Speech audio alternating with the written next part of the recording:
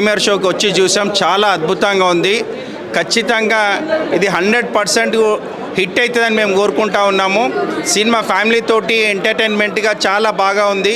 సినిమాని సర్దార్ సర్వాయి పాపన్న జీవిత చరిత్రను కళ్ళకు కట్టినట్టుగా అనుక్షణం కూడా ఒక ఉత్ప్రేరకంగా ఇంకేం జరుగుతుందని ఒక వింత పోకడగా చాలా బాగా తీసి చూసినంతసేపు కూడా ప్రేక్షకులను అలరించే విధంగా ఉంది.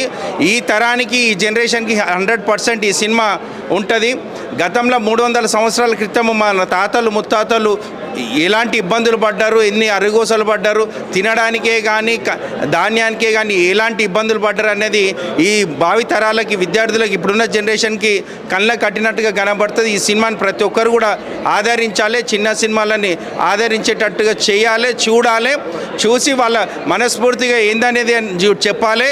సినిమా మాత్రం 100% బాగా ఉంది. 100 డేస్ పక్కాగా నడుస్తుంది. ప్రతి ఒక్కరు కూడా ఆదరిస్తారని మనస్ఫూర్తిగా కోరుతూ ఉన్నాం. ఈ తెలంగాణలో 21 థియేటర్లో రేపొద్దునే రిలీజ్ అవుతూ ఉన్నది కాబట్టి తెలంగాణ వ్యాప్తంగా ఈ సినిమాని ఆదరించాలి.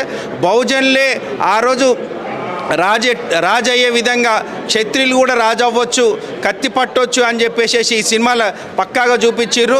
దేవుడి గుళ్ళే కానీ, కొలన్పాక టెంపులే కానీ, జోగులాంబ టెంపులే కానీ, ఇట్లా వేములవాడనే కానీ అన్ని టెంపుళ్ళు కూడా గుట్టలు, గోల్కొండ కోట, ఢిల్లీ సుల్తాన్లు, నవాబులు, నైజాంలు, ఈ మొఘల్ సామ్రాజ్యం మన పైన ఎట్లాంటి దాడులు చేసి ఇవన్నీ కూడా సినిమాలో ప్రతి ఒక్కటి కళ్ళగట్టినట్టుగా చూసినంతసేపు ప్రతి ఒక్కరు కూడా రోమాలు నిక్కపొడుచుకునే విధంగా ఉంది.